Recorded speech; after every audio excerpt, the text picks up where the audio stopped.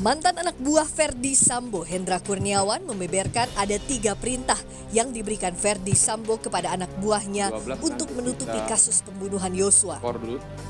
Salah satu perintah yang diberikan Ferdy Sambo adalah untuk mengecek CCTV di kompleks rumah dinas Ferdy Sambo. Dijelaskan oleh saya bahwa Pak FS ada 3 perintah. Enggak, yang kepada Acai. Kepada Ari Cahya, apa yang saksi sampaikan di telepon? Di Terkait telepon. dengan CCTV. Cai, perintahnya Pak FS sudah dilaksanakan belum untuk cek CCTV?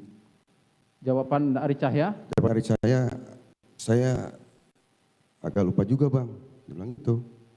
Ya udahlah, ini mumpung siang kamu screening deh, supaya bisa dilakukan screening. Ya bang, saya siapkan anggota.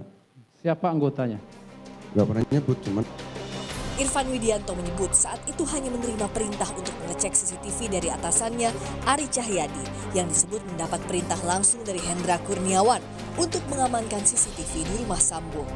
Namun Irfan menyebut dirinya tidak berdaya menolak perintah setelah tahu jika perintah berjenjang itu langsung diminta oleh Ferdy Sambo yang saat itu menjabat sebagai Kadif Propam.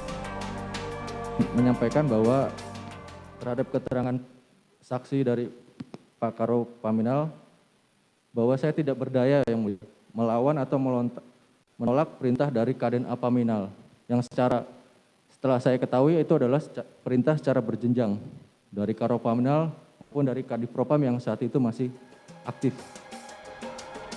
Dalam sidang sebelumnya, anak buah Ferdy Sambo juga berulang kali mengungkap bagaimana kuasa Ferdy Sambo bisa memerintah banyak anak buahnya untuk menutupi kasus pembunuhan Yosua, salah satunya dengan mengecek CCTV dan mengambil DVR di kompleks rumah dinas Ferdy Sambo.